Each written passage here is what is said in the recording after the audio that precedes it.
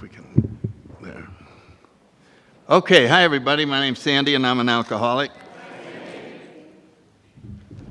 And we're delighted to be back to, it's kind of hard to do, to briefly try to think of the main results that the steps have given us in our lives. Because it's a cumulative thing. It's not something that you just do it in the first year and, wow, isn't that wonderful? It just keeps going on and on. And I mentioned this at other times. I think since my 39th year through maybe the 42nd year, I had more changes take place than in the previous 39 years. So that'll show you why you want to keep on working. And most of the changes are in perception, where you see something different, and then you go, oh. So you see the answers to things are not typed out in words, they just are revealed, and you suddenly see it, and you go, oh. But how do you explain that to someone? That has to happen to them also. You could say what you see, but it still has to happen. So that's why this spiritual world is so wonderful. And of course, we start in it because we're going to die of alcoholism. We have no interest in spirituality whatsoever, God or anything. And they jam these 12 steps at us, and we start. If you have a mean sponsor like I did, you have to do it. So you're plowing ahead, engaged in some activity that you have no faith in whatsoever. I mean, just reading those steps, do you think you could understand what's going to happen by reading them? Looks like a menu or something. Looks like a lot of things that just don't apply to current day problems like money. And yet you go ahead. So my point is, we end up taking a series of actions that we don't believe in. And then when you get results, then you start believing in them. So the belief in them comes afterwards. You follow what I'm saying? And then you go, oh, you could start out by believing that it worked for your sponsor. And you certainly, when you hear people's stories and these remarkable stories, you go, wow, that story could only happen if a miracle took place because the person's bottom was so bad. And so there's a relationship that gets established between you and your spiritual path. And I don't know, I suppose the first realization that I had that something was happening was when I wasn't as afraid as I used to be. And then I remember feeling or sensing a presence that told me if I stayed in AA, everything would be all right. So that was a major event, probably around 9 months. And then I just, life was so difficult and all that, but I still, with all the problems, the 6 kids and getting thrown out of the Marine Corps, no money and all that, we still had a lot of fun. And it's important to understand that this joy of living and this fun, we absolutely insist on enjoying life, means during bad times. It doesn't mean it has to be, I'm having a great time this weekend. I'm not supposed to be having a good time this week. Do you understand what I'm saying? You should be having a good time up there. What the hell's wrong with you? There's nothing wrong with me. I'm just doing what the program suggests, and that is to enjoy life and to enjoy the present moment. And so those were good lessons in the early years, and just one thing after another, and still there was fun. I remember a lot of laughter. My kids are all grown, and they look back, And they remember a lot of laughter. They remember some difficult times, but they remember the fun that we had. So I just keep going, don't stop having fun. Just think of Chuck Chamberlain's line when they said, "What, Chuck, why do you keep doing this?" He says, "I do it for fun and for free." It's fun. Now, part of us would go, "Yeah, but not under these conditions." Well, we're always going to say that. We're always going to postpone having fun or enjoying life, because that's going to come later when we get this straightened out or that straightened out, and we're going to waste a lot of life waiting for the appropriate time to enjoy it. And so that's a huge lesson I got out of, and I agree with that 12 and 12. These are a group of principles, spiritual in nature. What a way of describing these steps. AA is really a spiritual society to me, and I'm delighted to be a citizen in the middle of it. And I'm delighted that I spend almost my whole time here now because I'm retired. And so I'm constantly surrounded by people who speak our language, which is we phrase everything in terms of spiritual principles and spirituality, and we talk freely about how we messed up. As a matter of fact, in AA, a bunch of guys sitting around. What did you do? Oh, I made 3 sales last week and I shot a 75. That was the typical conversation. And now you're in AA, you say, how'd the week go? Oh man, I really messed up at work. I had to go back and make an amend. Oh man, it was really something. And then, of course, in here you have to brag. So the next guy goes, oh, I had to mess up 2 times. I had to make 2 amends. and we become free with saying that we messed up and that we learn from it, and that the other people don't go, oh, you messed up. Well, none of us ever mess up. We all share. And then you realize, well, then I'm in with my people. I'm not in with people who never have a problem, which is the way part of the world pretends that they're fine. I'm handling it. Don't worry. Can I help you with anything? No, don't need help. So it's so much fun to be the recipient of help. It is, people ask me, every year you get your medallion, how'd you do it? And I go, just constantly receive help. Be the recipient of help. Because the ego wants to stop receiving help. It wants to finally arrive at a position of self-sufficiency, so you no longer need God and the program. That's what it's driving for. You're going to be there soon. You're going to be well, or whatever it wants to say. That would be sick. If you didn't need help anymore and you're self-sufficient and everything is perfect. That would be very sick. And so I just love the idea that I get help and that these steps open me to that. And the other general comment that I'll make is, 2 of them. Number 1, that the 11th step is an individual adventure. It says that in both our literature. You got to take off on your own. That's your ball game. There's no typed up sheet for that one. You go seek God. And you learn meditation, you find prayers. You go look and find things in libraries, wherever.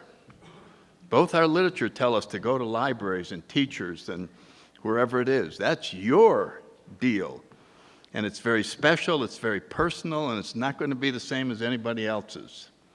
But you may get the same results, which is a closer contact and a change in perspective.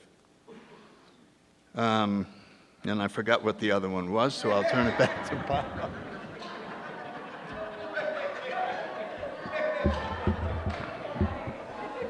You will lose your memory. That's what it was. One of the promises. I'm Bob, and I'm an alcoholic. Yeah, I don't know how you quickly summarize what we've taken. I'm 66 years old. I've been in AA for almost 43 years. I just couldn't begin. It's been my life. It's been my place. I was a young guy who came from a middle-class family who seemed to be wonderfully well equipped for the business of life. I was reasonably smart. I had a great mom and dad, and one of 7 kids, lived in a great town that I still live in, and got schooled well. And yet I had the same sense of separation that many of us in the, almost every alcoholic that gets up and talks about felt like they're not part of, and, they weren't sufficient and weren't good enough. And then we found alcohol. I thought when I came to Alcoholics Anonymous, what I would have liked more, so I found my people, kind of like a Martian that was, stumbled into a room of other Martians. And it really was. It was just extraordinary. Everybody else every psychiatrist or psychologist that I got brought to, no one could understand why I was doing what I was doing to myself and to my family. And then I ran into a room of these people. What I thought I was going to find in that room, in addition to kind of finding out that alcoholism was a disease and it described me and it had something very significant to do with the core of what was wrong with my life, is I was going to find someone who was so smart they could look through me and kind of find out, what was wrong, what's not working, put their finger on it, tell me, and I could straighten it out. Never happened. What happened to me is I came into the rooms of Alcoholics Anonymous and I had a surrender experience, and when I surrendered, I ended up with 100 teachers. I ended up with a bunch of people that I felt identified with, I was attracted to. I listened to them with an expectancy that I hadn't listened to almost anybody in quite a long time, and they were my teachers. And I'll tell you, the first 6 or 9 months in Alcoholics Anonymous, those were as exciting. Going to a meeting was as an exciting experience for me as I had. It was like my life and kind of my whole philosophy was unfolding before my eyes. As I said, I was kind of an unmanageable kid, a young adult, and then I got married and I had a lot of responsibilities and I wasn't able to dispatch those responsibilities as well as I would have liked. And what has happened to me is they say, when you go to the Zen master and you ask him what you should do to become enlightened, and the Zen master says, chop wood and carry water. And what he means by that is live your life. Your life will present to you everything that you need in the journey to get enlightened. And that's what I think a spiritual journey is about. I think I took my perfect magnet of my soul and dragged it through the junkyard of life. And I showed up in Alcoholics Anonymous as a 6-foot diameter of crap that I had picked up in my travels. And inside was an intact, okay, sufficient core of my being that I had lost contact with and really didn't have a sense of. And my process in Alcoholics Anonymous, through meetings, through sponsorship, and through taking the steps, has been piece by piece to pry off the pieces of scrap metal that I had garnered as I dragged it through the junkyard of life. And I, do a step and take a piece off and say a prayer and take a piece off and go make a 12-step call and take a piece off, and all of a sudden, somewhere in the middle of that, you get one little, a ray of light shoots out of that sucker, and you get a sense that someone once told me that you can't learn anything you don't already know. In spirituality, when you learn something, it isn't like, oh, I agree with that.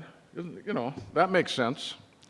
You'll be sitting in a meeting and someone will say something and your soul just goes, oh, yeah. It doesn't go, I think he's right.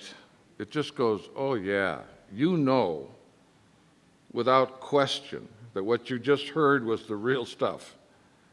And I believe that we all have a knower inside of us that's connected to the mainframe, to God. And piece by piece, we pick up part of those things that become the fabric. Maybe have always been the fabric. They touch who who we really are. And I think we get a sense that maybe we are a spiritual being having a human experience rather than a human being trying to have a spiritual experience. And a journey, what makes a journey kind of exciting, when people come back from Africa or they come back from we were just talking at lunch today about a trip that Linda and I took on a cruise around South America, and we ran into a force 12 storm, 100-mile-an-hour wind, 75-foot waves, thought we were going to die. And afterwards, it was this great adventure. And but life is like that. When we get together and we start talking about life, and we talk about our journey in Alcoholics Anonymous, that's what we talk about. What is our story in our spiritual walk is what's in our way and how we handle it. And the obstacles and the, quote, problems and the situations that we run into are those things that are, many people in the East think that for the journey that we go down, for what we have to learn on this trip, your parents are selected for you, specifically designed to put you in front of exactly the sort of issues that you have to be put in front of so that you have the opportunity to deal with it and learn a specific lesson that was designed for you on this trip. And I think life is like that. And I think that my trip through Alcoholics Anonymous, I've had to learn how to be a father, I've had to learn how to be a husband. By the way, Linda, would you stand up? This is my partner. Yay!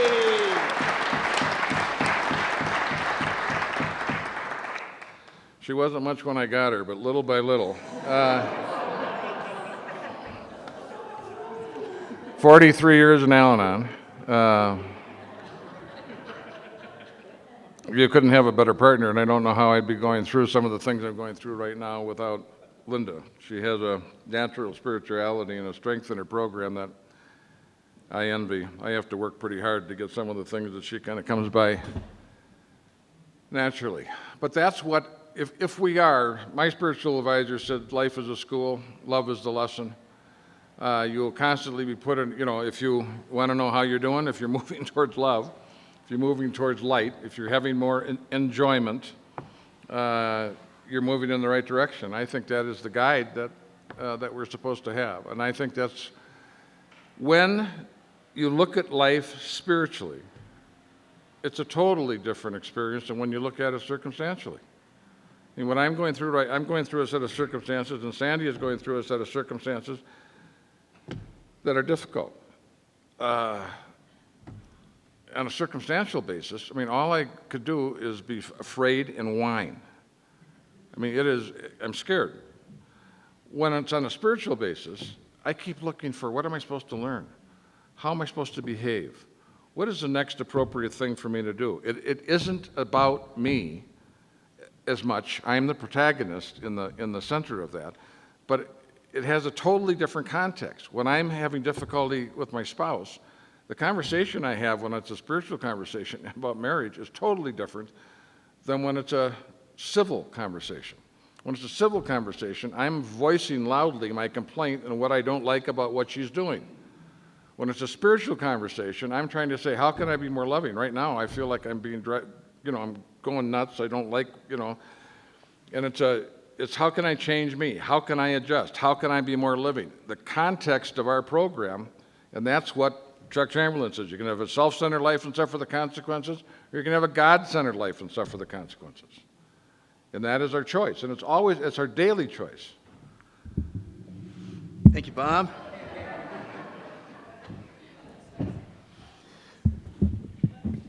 Clearly one of our, how do you stop this thing? There we go. Hi, everybody. Clearly one of the most powerful principles we have is letting go.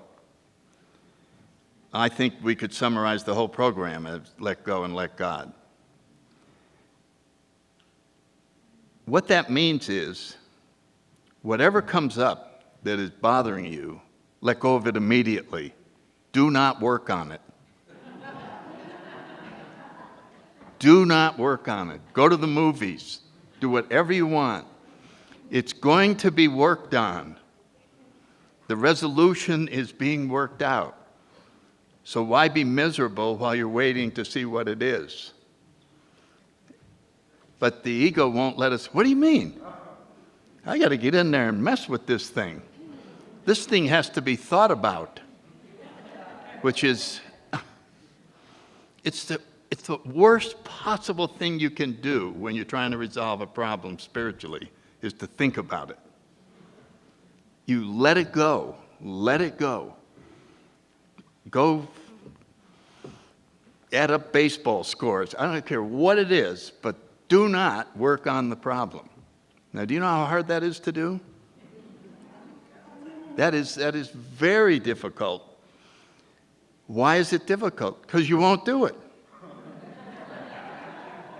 I mean, getting up and walking out of the room and going to the movies is pretty easy. That's not a huge physical activity. But to let go of your own life and leave it unguarded while you're at the movies,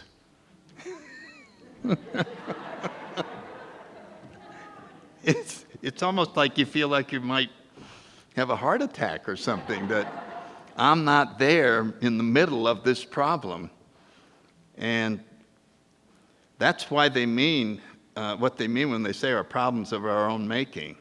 It's because we stay there in the middle of this and cause suffering by thinking about it and dwelling on it. And how could I have avoided it? And what can I do about it? When the answer is going to come, it'll be revealed. You either trust God or you don't. Is God going to give you the answer to this or not?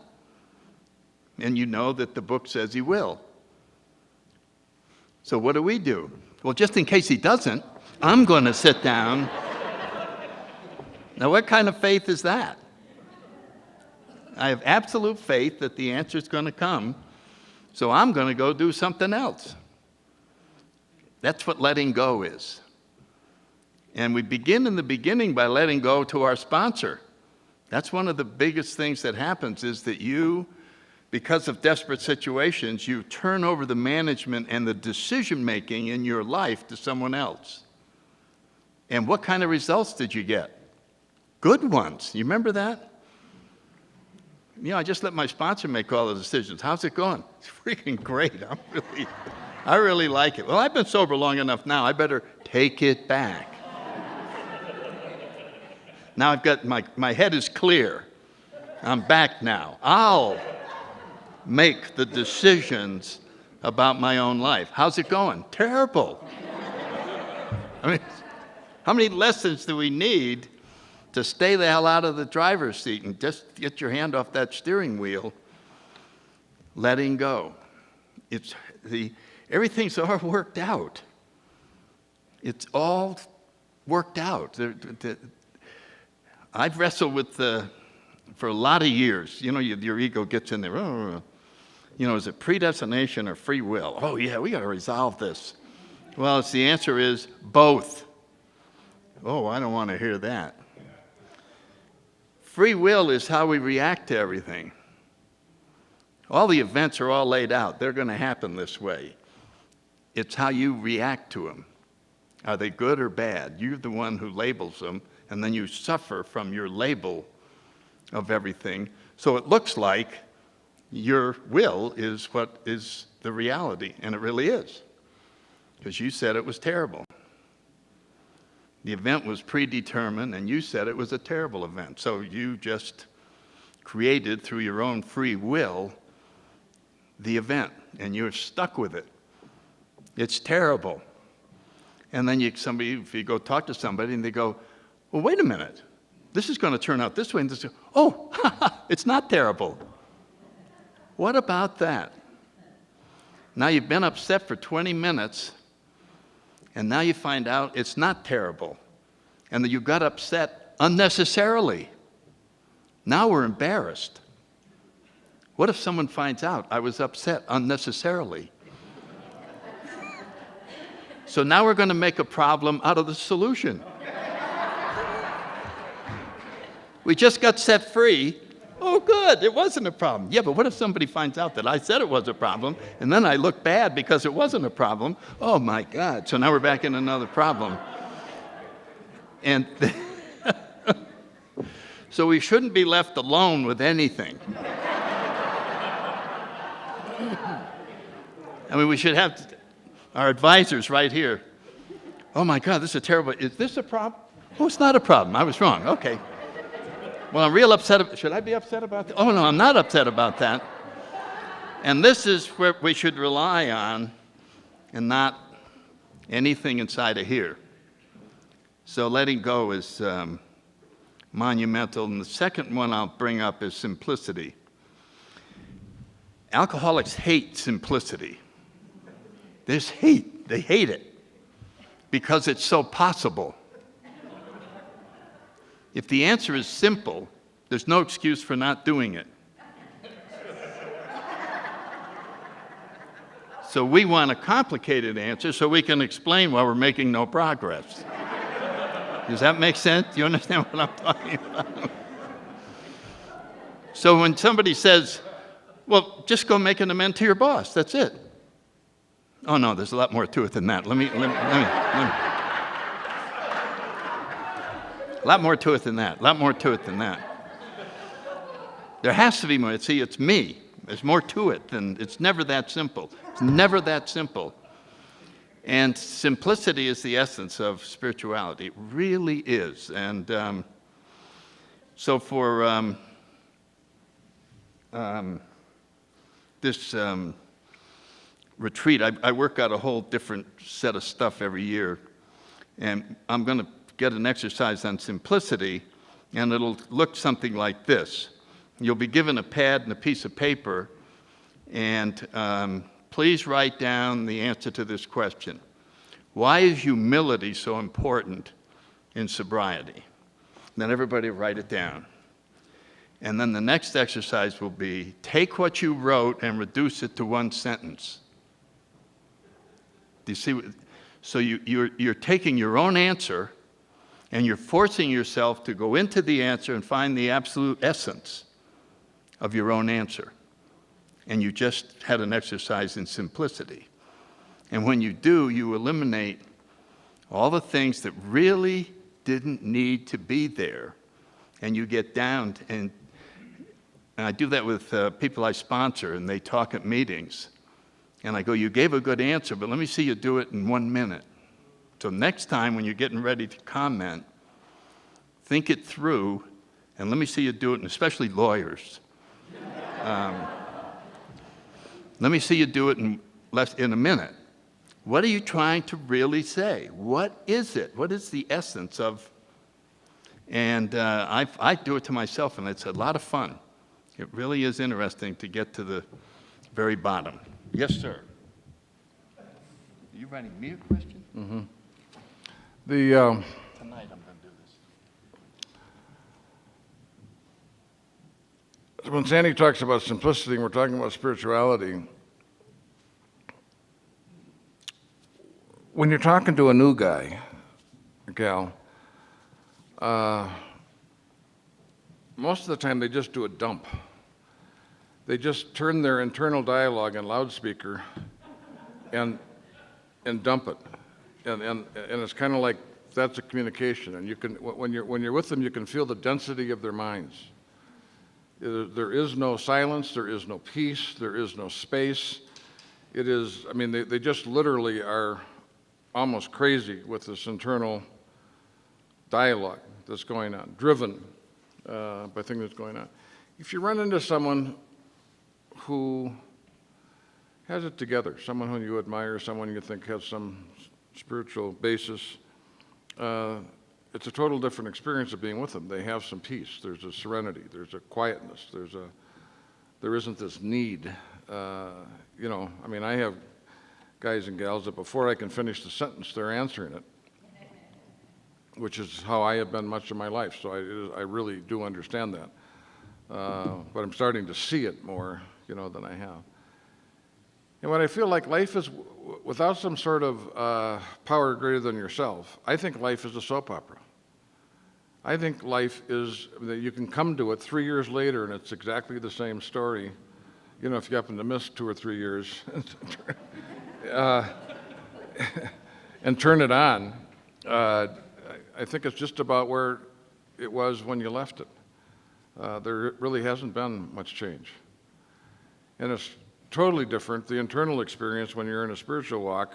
It may look the same from the outside, but that I don't believe either. I think when someone has had an internal change, you can see it in their eyes. You can see it in their presence. You can see, you certainly can see with a new person when they've had a surrender, their face is different. There's just something that has changed about the person. There's just no question about it. And you tell that to someone, and I think most people would doubt that. But those of us that are in the rooms, I don't think we would doubt it.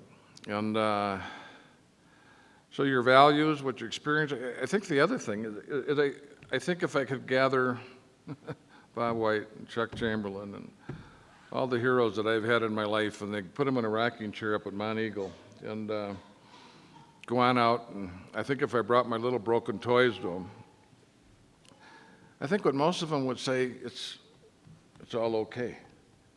It'd be very simple. There wouldn't be a complicated answer. It's all okay. I really think that most of the people, when you really get to the bottom line, they're at peace with life.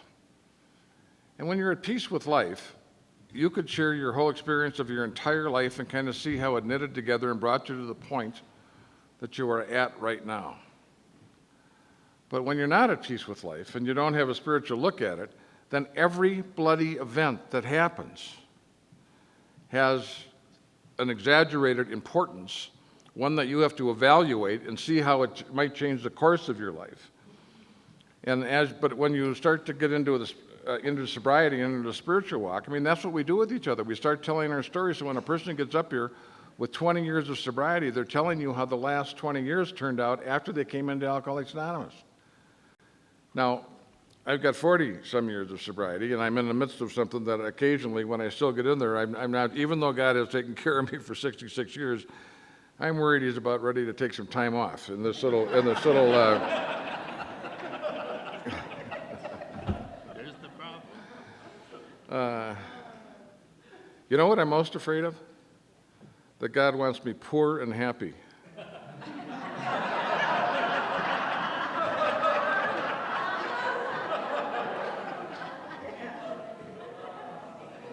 It's true. And everything in my life has turned out. And when I can look at my children with a spiritual look, and when we talk about our kids in a spiritual look, it's clear to us that their lives are working out. They're up against problems and issues, but their life is working out in their time and their way, and they're in front of the things that they have to be in front of. I don't always feel that way. I don't always have the same acceptance about myself, but I have it on an increasing basis with people that I sponsor, and I have it on an increasing basis with myself. And there's an equanimity that comes with that sort of peace. It's all going to be okay. And most people who are not on a spiritual basis think that's just about as irresponsible and about as nuts. When you can look at the Middle East today, when you can look at how Ireland was as it's going on, you look at China, North Korea, and all the different things that are going on, you say, how in heaven's name, with the people dying in Africa and the things that are going on with the oil going on in the Gulf, how could you ever say it's all okay? And I'm saying I understand it. But my experience in life for the 66 years that I've gone on, I can take a look at the context of my life and say that it's all okay. And when I'm in a decent place, there's no question about the fact that I think whatever I'm in front of right now is just another small little chapter in the thing, and it's all okay. And when that's true, how I make a decision doesn't matter a hell of a lot. I do the best job I can with the information I have. And the other thing that I've learned about spirituality and about life is God seems to answer the problem or bring the solution in its time. So if I've got, a year before Linda thinks I have a pronoun problem. If I have a year before we have to figure out what school our son is going to go to. We don't get that figured out until it's time to actually make the actual decision, and then it all seems to come together. All the information comes together at the time to make the decision. I want it ahead of time. I want to be able to determine it and make it in my time.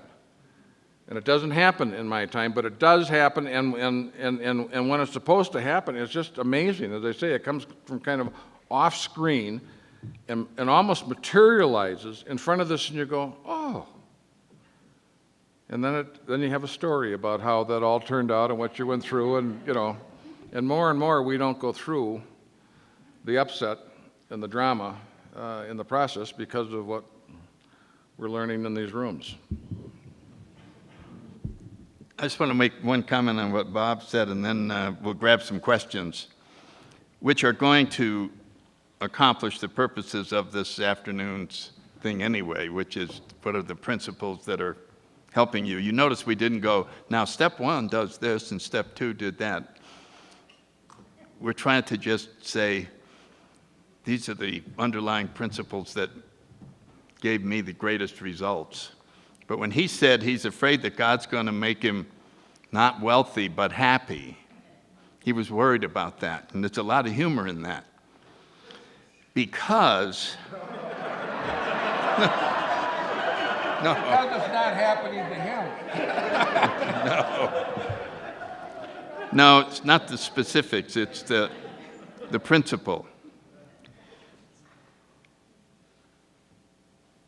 The thing that makes something a problem is that it's bothering you.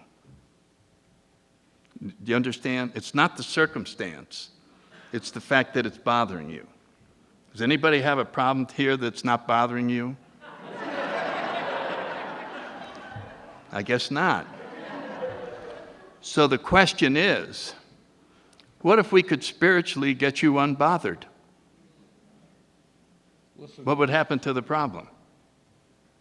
Would it still be a problem? I mean, we could have academic, but what if we could spiritually get you unbothered?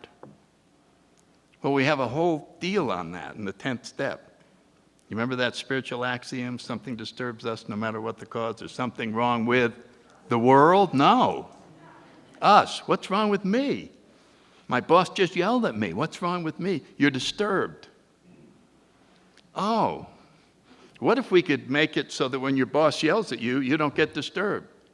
Isn't that a wonderful solution? Oh, technically. But I want someone to hit my boss with a baseball bat. See, we don't like the spiritual solutions. Our ego doesn't like it. Our anger doesn't like it. No, I don't want to just be happy. Isn't that funny? I don't want to just be happy. I want justice. So this is important. When he said that, it's huge. It could apply to anything. It doesn't have to be money. It could be anything. I don't want to just have the disturbance removed. Really? Isn't that funny? Isn't that funny that we somehow don't want the spiritual answer after all? We want the material answer. We want the financial security solved financially and not spiritually. But what are we in? We're in the spiritual program. So we got to go for the spiritual solution, which is to become undisturbed under all circumstances. Then there's no such thing as a problem. And that's what that 10th step is all about self-restraint, honest analysis, willingness to forgive, and a willingness to make amends. It's just 1, 2, 3, 4, I'm undisturbed. So there's a new game in life. The new game of life is whoever stays undisturbed wins. Not that you have to stay undisturbed, but you get disturbed and then get undisturbed quickly. Because we're all going to get disturbed. Hey! And then you go, oh, okay. So then we get, how fast can this be done? It can be done very quickly. Forgiveness can be done instantly. In that second. You don't have to wait a year. It can be done instantly. And making amends can be done instantly. We just push our ego out of the way and run over and go, boy, did I screw up, I'm sorry. And it's the end of the ball game. So it's important to see that our ego rejects the spiritual solution. My biggest fear is that I'll end up with not a lot of money and happy. Now, if you don't take anything home from this whole thing, I really hate being the bad example. No, you're giving us a principle. It's not. It's that everyone in the room relates to that. They just go, yeah, that's what I do. I don't want the spiritual solution. I want what the ego wants as a solution. And so we've really, that's just a huge thing. Let's move to questions before I mess up something else. Well, I think we're going to take a break in a second, but that is huge. I mean, that's what I came here for. I think it's embarrassing how you did it, but I think.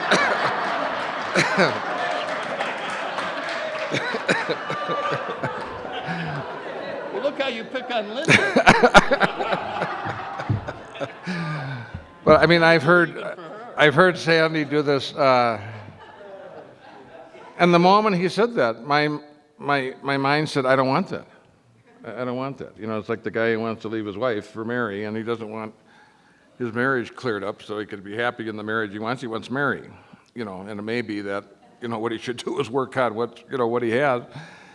And I don't want that, but it isn't about me. I mean, it is. I feel like you have, you know, with the work you've done the last 4 or 5 years, when you said you made as much change after your 39th year, I think what you did in the preparation for your retreats and what you've been doing has brought you to a period where you have a simplicity. That business about, you know, when you've got the problem and you're upset and someone comes to you and it's going to be one or two things. You either make an amend or you're making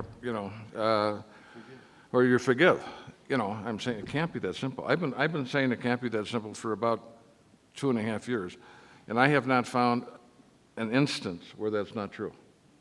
You know, that when I'm in a situation of being upset about something, that when I process it, I either need to forgive the person of what's going on or I need to make an amend. The book, you know, talks about that in 12 and 12, and it's just so simple. But I think that's the mark of people who have obtained significant spiritual growth is the simplicity with which you can boil it down. And I want to say, when you were talking about leave it alone, my mind's going, how do you leave it alone if it's work? I mean, I've got 4 reports that I've got to develop to give to. I'm saying you can't do that. I mean, he's given me the solution, and I'm fighting the solution as he's given it to me. So we'll end this period. We'll take a 10-minute break, and we're going to come back and do questions and answers. Okay. We're going to take a 10-minute break. We've been here an hour. 10 minutes is all.